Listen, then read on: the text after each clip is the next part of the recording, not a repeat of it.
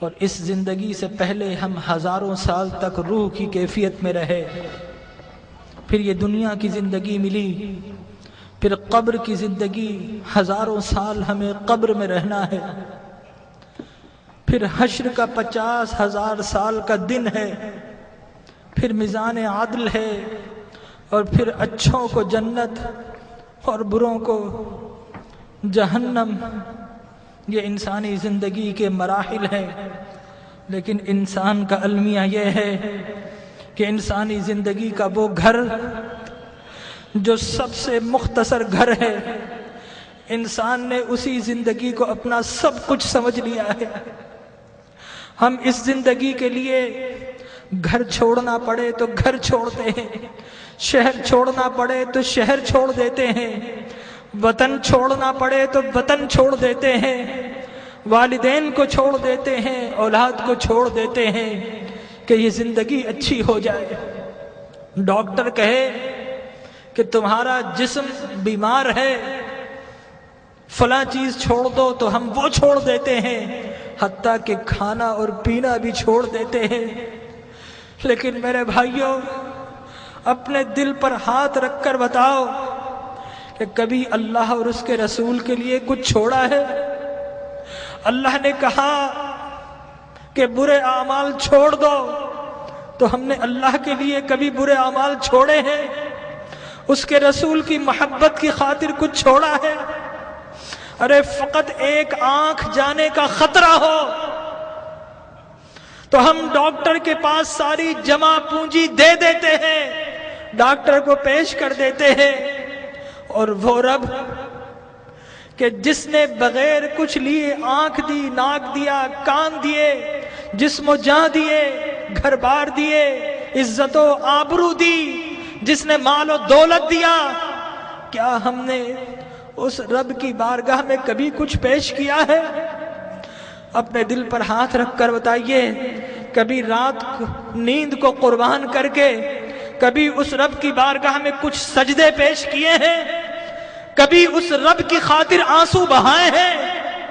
ارے اس دنیا کو سب کچھ سمجھنے والوں، اس دنیا کو بڑا ہم سجاتے ہیں، گھر میں رنگ و روغن کرتے ہیں، فانوس لگاتے ہیں، وائٹ واش کرتے ہیں، قیمتی گدے اور قیمتی سامان سے اپنی زندگی کو آرام پہنچاتے ہیں، لیکن یاد رکھیے کہ یہ زندگی 60-70 سال کی زندگی ہے، آگے کی جو زندگی، قبر کی جو زندگی ہے، وہ ہزاروں سال کی زندگی ہے، اور خدا کی قسم ہماری قبر ہمیں پکار رہی ہے، یہ ہم ہی نکمے ہیں نہیں سنتے، ہماری قبر کہہ رہی ہے کہ لوگوں میں بھی تو تمہارا گھر ہوں، لوگوں میرے پاس بھی تم کو آنا ہے۔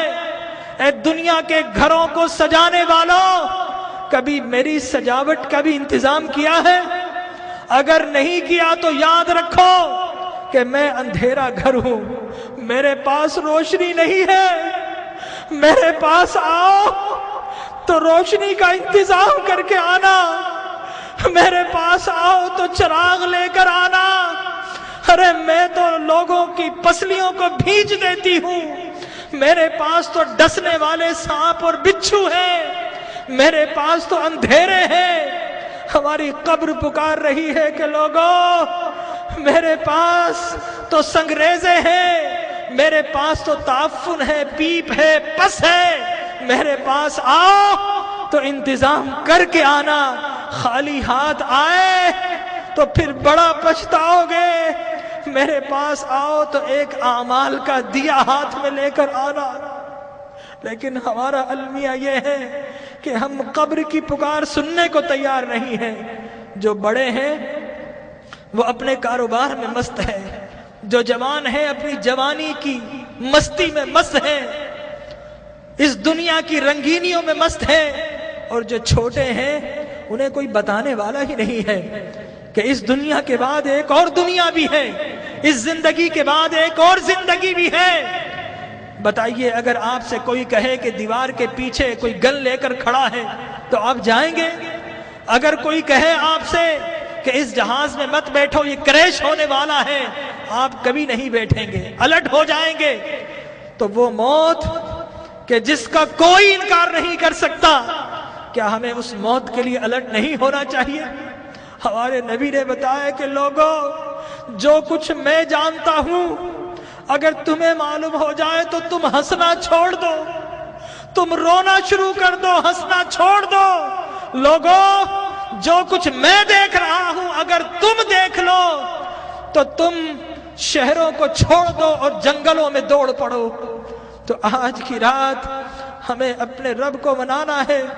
ہم بہت ہنس لیے ہیں، آج کی رات تو کچھ آنسو بہا لیجئے، اپنے رب کو منا لیجئے۔ ارے اللہ کے انبیاء کو دیکھیے، یحییٰ علیہ السلام بچے ہیں، 6-7 سال کے ہیں، زارو قطار روتے تھے، بے ہوش ہو جایا کرتے تھے۔ ایک روز اپنے گھر سے نکل گئے، غاروں میں چلے گئے، ماں باپ ڈھونڈ رہے ہیں، لوگوں سے پوچھتے ہیں 7-8 سال کا بچہ ہے، کسی نے دیکھا؟ ایک چرواہا کہتا ہے کہ بچہ تو نہیں دیکھا، ہاں اس غار سے رونے کی آواز آ رہی ہے، 3 دن سے کوئی رو رہا ہے اور اس کے رونے سے ہماری بکریوں نے کھانا اور پینا چھوڑ دیا ہے۔ ماں باپ اندر جاتے ہیں، دیکھتے ہیں اللہ کے نبی یحییٰ رو رہے ہیں۔ ماں کہتی ہے کہ بیٹا اب تو چلو، اب تو رونا بند کر دو۔ اللہ کے نبی یحییٰ فرماتے ہیں اماں، عذاب قبر سے بچنے کی ضمانت آپ دے دو اور رونا میں چھوڑ دیتا ہوں۔ اللہ اکبر۔ تو آج کی رات اپنے رب سے عذاب کی پناہ مانگنی ہے۔ حضرت ابراہیم بن ادھم ایک باتھ روم، ایک ٹوائلٹ میں جاتے ہیں، جانے کی کوشش کرتے ہیں، حمام کا مالک روک دیتا ہے، کہتا ہے پیسے دو۔ حضرت ابراہیم بن ادھم رونا شروع کر دیتے ہیں اور کہتے ہیں کہ یہ لیٹرین جو شیطان کی جگہ ہے، یہاں پر جب بغیر پیسے کے نہیں جا سکتا، ارے اللہ کی وہ جنت جو انبیاء اور اولیاء کے رہنے کی جگہ ہے، وہاں اعمال کے بغیر کیسے جاؤں گا؟ تو آج اعمال کا چراغ لے لیجئے۔ اللہ تبارک و تعالی ہماری حاضری کو قبول فرمائے۔ اپنی محرومیوں کو یاد کیجئے، اپنی بیماری